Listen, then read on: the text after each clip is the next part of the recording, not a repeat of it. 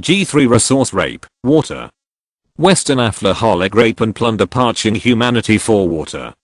C4.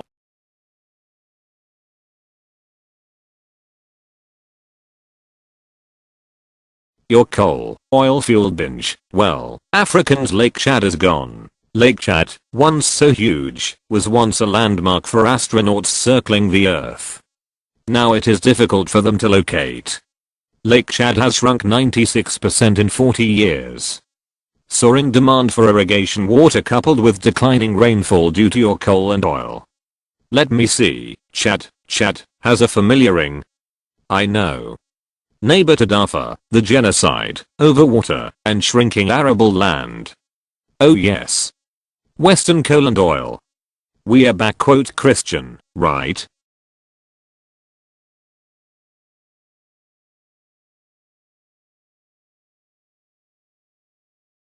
Western-led Affloholic binging on coal, oil, stuff, causing vast water deficit. This deficit is largely invisible, historically recent, and growing fast.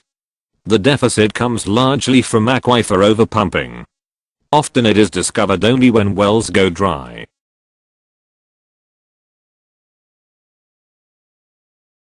Water demand tripled over the last 100 years. Drilling of millions of irrigation wells has pushed water withdrawals beyond recharge rates. Much of food and food growth in recent decades has come from groundwater mining, a finite non-renewable resource. Governments universally have failed to limit pumping to the sustainable yield. Water tables are now falling in countries that contain more than half the world's people. One half. Failing one half the world's people. Water table falling includes the big three grain producers China, India, and the United States.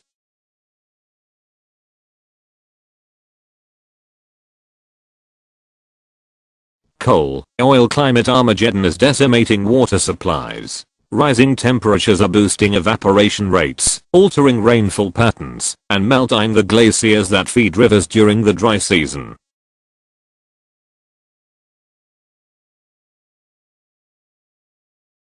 The water is gone, before our denial-blinded eyes. Rivers upon rivers are running dry, and lake after lake is disappearing. Politics of water scarcity is emerging between upstream and downstream claimants both within and among countries. War in the 20th century was over oil, and in the 21st century, will be over water.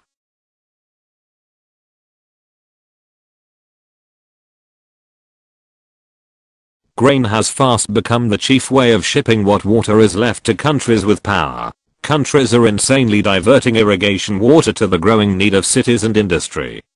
Then they are importing grain to offset the loss of productive capacity.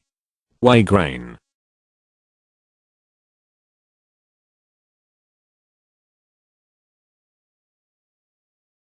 No water, no food. Point ever think of how much water is in grain? We each drink on average nearly 4 liters of water per day in one form or another. The water required to produce our daily food totals at least 2,000 liters, 500 times as much. 500 times as much water as we drink. 70% of all water uses for irrigation, winding up largely in the form of grain, if not beef, pork, chicken. Fish. 20% is used by industry, 10% goes for residential purposes. Demand for water is growing in all three categories, with agriculture almost always losing out. The final consequence? Oh, leave it for your kids to see. What a surprise it will be for them.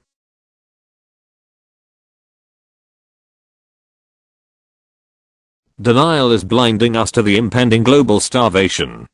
The poor see it already. Our kids will, eventually.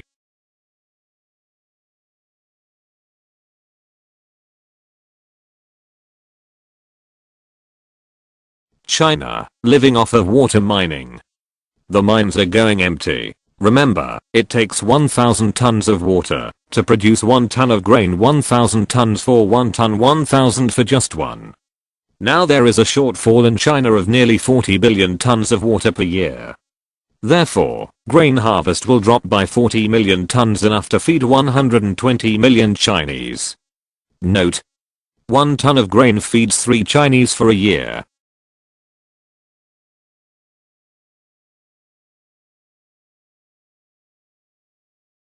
India is beyond water destitute, but so far, it is hidden. India's 100 million farmers have drilled 21 million wells, $12 billion in wells and pumps spent so far. Half of India's traditional hand-dug wells and millions of shallower tube wells have already dried up, bringing a spate of suicides among those who rely on them. The water tables have fallen that far. Electricity blackouts are reaching epidemic proportions in states where half of the electricity is used to pump water from depths of up to a kilometer.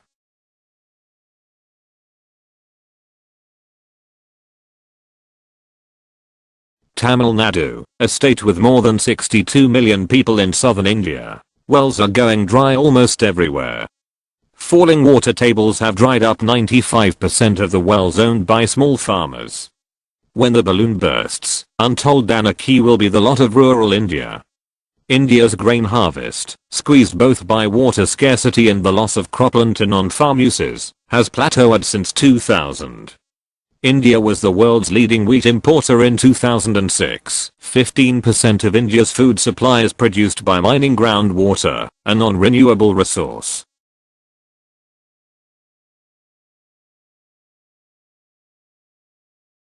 Pakistan is soon to be racked by the stealth water scarcity bomb. It is a country with 164 million people that is growing by 3 million per year. It's been eating by, in part, mining its underground water. The twin cities of Islamabad and Rawalpindi show a fall in the water table between 1982 and 2000 that ranges from 1 to nearly 2 meters a year. Every year.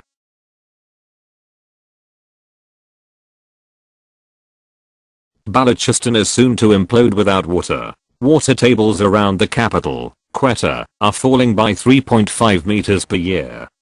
Within 15 years Quetta will run out of water if the current consumption rate continues.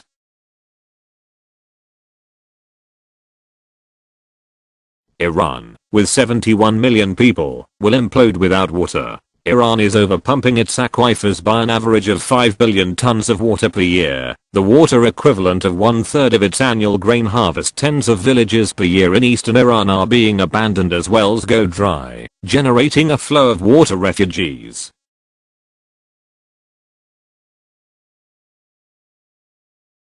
Saudi Arabia, with 25 million people, is water destitute. Saudi Arabia is as water poor as it is oil rich. Some Saudi farmers are now pumping water from wells that are 4,000 feet deep, nearly 4/5 of a mile or 1.2 kilometers. 1984 Saudi Arabia had fossil water reserves of 462 billion tons. Half of that has probably disappeared by now. Irrigated agriculture could last there for another decade or so, and then will largely vanish.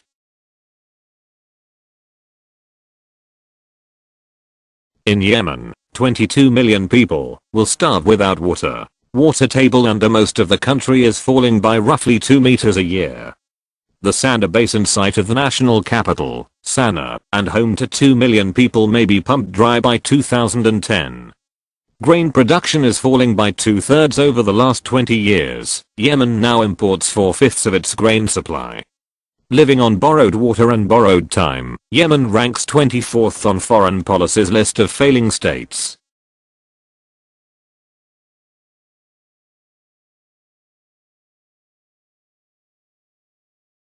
Israel-Palestine, atrocities over water scarcity. Israel is depleting both of the principal, local aquifers, the coastal aquifer and the mountain aquifer that it shares, as little as it can get away with the Palestinians. Conflicts between Israelis and Palestinians over the allocation of water are ongoing.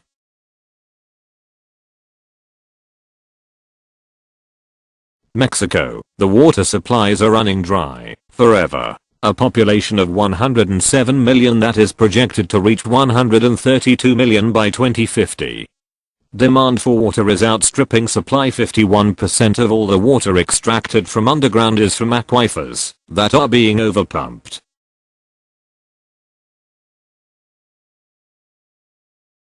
Globally, water mines are running dry, secretly, simultaneously. Since the overpumping of aquifers is occurring in many countries more or less simultaneously, the depletion of aquifers and the resulting harvest cutbacks could come at roughly the same time. How do you spell catastrophe?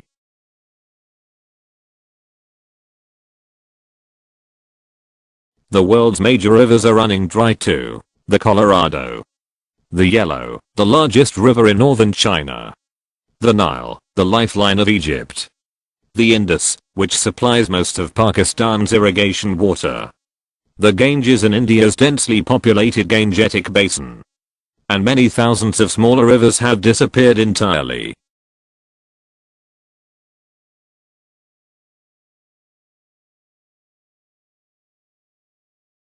World's demand for water is up 300% over the last 50 years. Demand for hydroelectric power has grown even faster.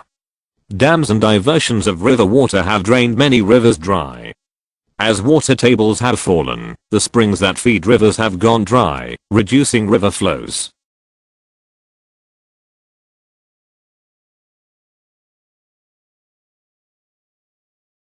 Since 1950, there's been massive water loss from a 900% increase in dams, increased from 5,000 to 45,000 dams worldwide. Reservoirs increase evaporation. The annual loss of water from a reservoir in arid or semi-arid regions, where evaporation rates are high, is typically equal to 10% of its storage capacity.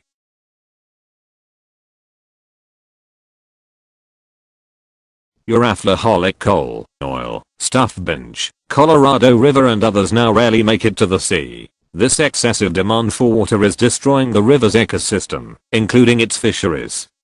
The Amu Darya, which, along with the Sea Darya, feeds the Aral Sea, is now drained dry by Uzbek and Turkmen cotton farmers upstream. China's Yellow River has been under mounting pressure for several decades. It first ran dry in 1972, and since 1985 it has often failed to reach the sea.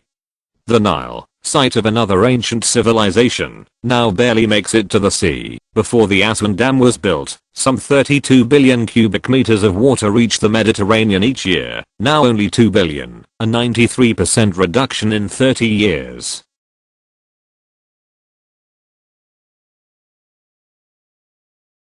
Western affloholism bomb destroying Pakistanis.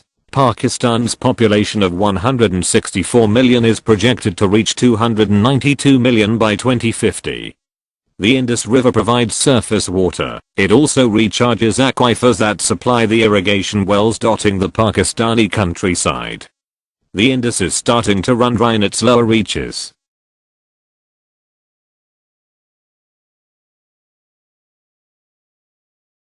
Western affloholism bomb destroying Mekong water. Mekong's water is being reduced by the dams being built on its upper reaches by the Chinese. Downstream countries, including Cambodia, Laos, Thailand, and Vietnam, countries with 172 million people, complain about the reduced flow. But yes, they are poor, so who cares?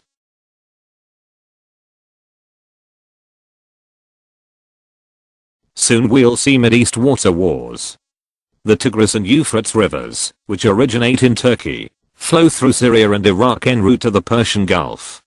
Large dams erected in Turkey and Iraq have reduced water flow to the once fertile crescent, helping to destroy 80% of the vast wetlands that formerly enriched the Delta region. Dead Sea.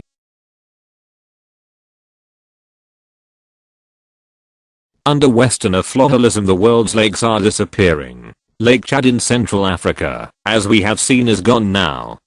The Aral Sea in Central Asia, its ports, once centers of commerce, are now abandoned. The Aral has lost 4/5 of its volume since 1960.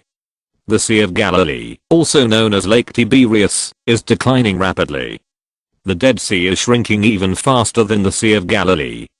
Over the past 40 years, its water level has dropped by some 25 meters, nearly 80 feet.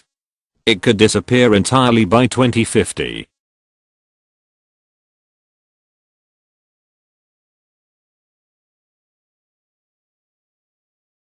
Aral Sea's demise was sown in 1960. Soviet central planners in Moscow decided the region embracing the Sideraya and Amudaya basins would become a vast cotton bowl to supply the country's textile industry. The sea shrank, the salt concentrations climbed until the fish died. The fishery that once yielded 50,000 tons of seafood per year disappeared, as did the jobs on the fishing boats and in the fish processing factories. The 65 billion cubic meter annual influx of water from 2 rivers is now down to 1.5 billion cubic meters a year.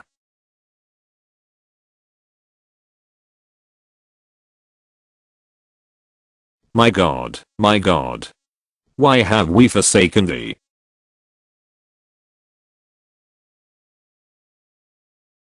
"2,000 lakes have disappeared in western China's Qinghai province. There were once 4,077 lakes there.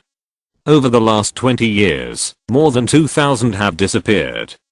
Hebei province, which surrounds Beijing, has lost 969 of its 1,052 lakes, 92%.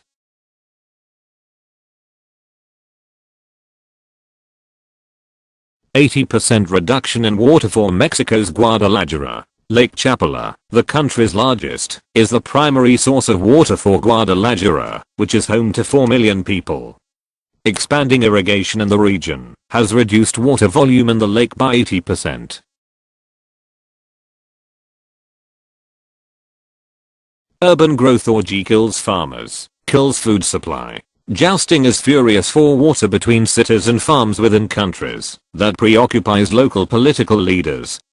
It takes so much water to produce food, and just 14 tons of water to make a ton of steel worth $560, but 1,000 tons of water to grow a ton of wheat worth $200. In countries preoccupied with expanding the economy and creating jobs, agriculture becomes the residual claimant. But the Grim Reaper will be paid.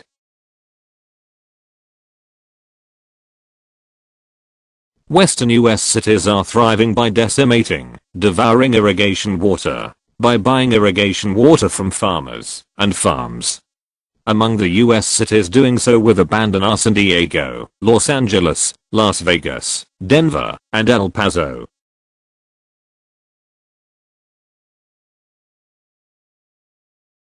Chennai, formerly Madras, regional irrigation water is no more. A city of 7 million, due to its inability to supply water for some of the city's residents. Thriving tank truck industry has emerged that buys water from farmers and hauls it to the city's thirsty residents. There are now 13,000 tankers hauling the water to Chennai. Water tables are falling and shallow wells have gone dry.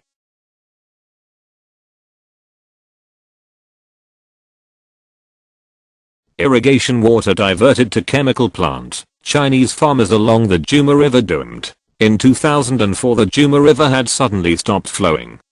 A diversion dam had been built near the capital to take river water for Yanshan Petrochemical.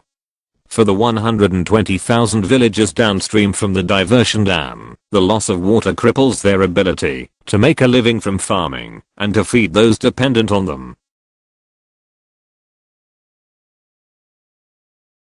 Hundreds of cities are taking food irrigation water. Western Turkey's Izmir now relies heavily on water from the agricultural district of Manisa.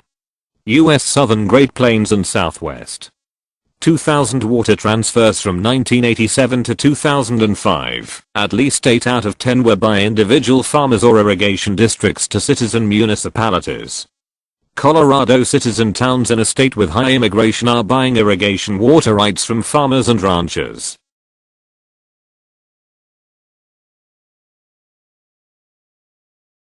California cities decimating irrigation water. In 2003, San Diego bought annual rights to 247 million tons, 200,000 acre-feet, of water from farmers in the nearby Imperial Valley. In 2004, the Metropolitan Water District, which supplies water to 18 million Southern Californians in several cities, negotiated the purchase of 137 million tons of water per year from farmers for the next 35 years.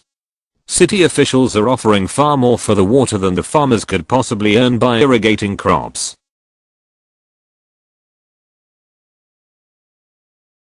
Countries are fast moving toward war over water, an economic war. Currently, via the international grain trade 1,000 tons of water to produce 1 ton of grain, remember?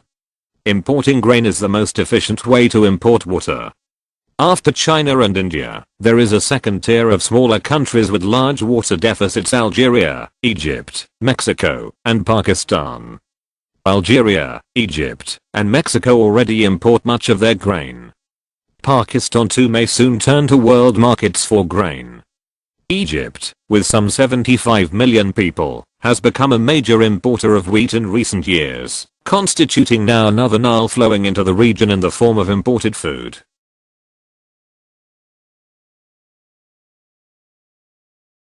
The initial war for water is in grain markets.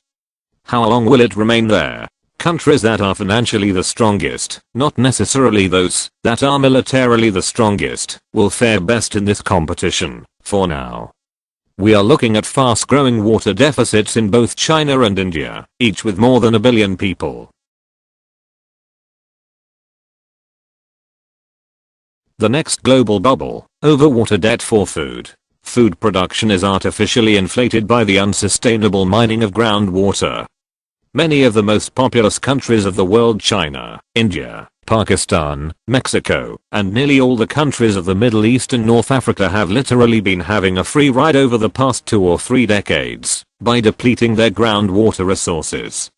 The penalty for mismanagement of this valuable resource is now coming due, and it is no exaggeration to say that the results could be catastrophic for these countries, and, given their importance, for the world as a whole.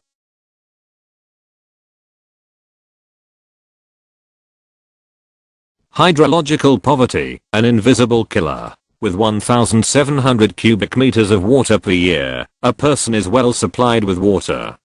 When the water supply drops below 1,000 cubic meters per person, people face scarcity. Below 500 cubic meters, they face acute scarcity, hydrological poverty, without enough water to produce food, or, in many cases, even for basic hygiene. Western Affloholism-driven hydrological poverty visits first in North Africa and the Middle East. Morocco and Egypt have fewer than 1,000 cubic meters per person per year. Algeria, Tunisia, and Libya have fewer than 500. Saudi Arabia, Yemen, Kuwait, and Palestine have less than 300 cubic meters per person per year.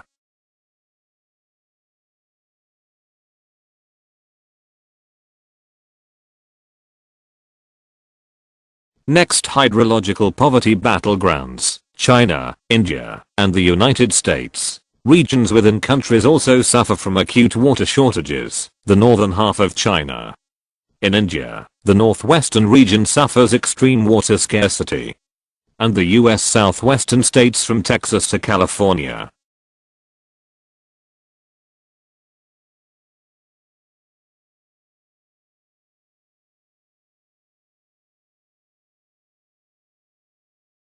Water hostilities, fault lines build within societies. Competition builds between cities and farmers, accelerating fast in China, India, and Yemen. The conflicts are between tribes in Kenya, or between villages, as in India and China, or between upstream and downstream water users as in Pakistan and China. Violence and death more and more are the result as in Kenya, Pakistan, and China. Armed bomb, Pakistan's arid southwest province of Balochistan. The population is swelled by Afghan refugees. The provincial capital of Quetta, as noted earlier, is facing a particularly dire situation. With over 1 million people living there now, many of whom are Afghan refugees, the possibility of confrontation over decreasing water resources, or even mass migration from the city, is all too real.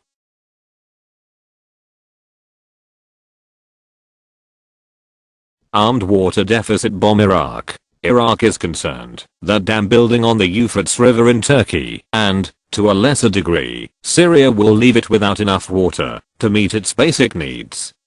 The flow into Iraq of the Euphrates River has shrunk by half over the last few decades. Israel is exterminating Palestinians by thirst, among other ways. Palestinians experience one of the highest levels of water scarcity in the world. The Israeli population is roughly double that of the Palestinians, but it gets 7 times as much water. 7 times 700% more. How do you spell Holocaust? Genocide? Barbarity? Evil? Oh, sorry. It's only these went on to so-called Jews. Never mind. Peace in the region depends on Israel terminating its practice of stealing and starving Palestine of water.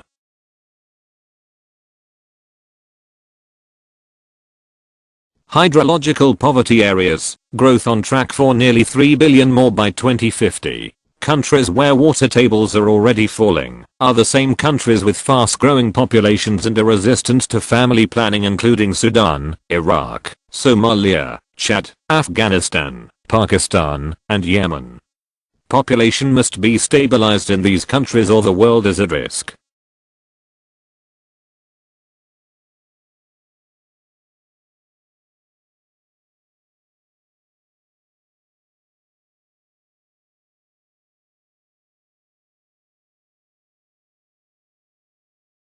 Western Affloholics have the technologies, social science, funds needed to raise water use efficiency, including more water efficient irrigation, industrial water recycling, and urban water recycling.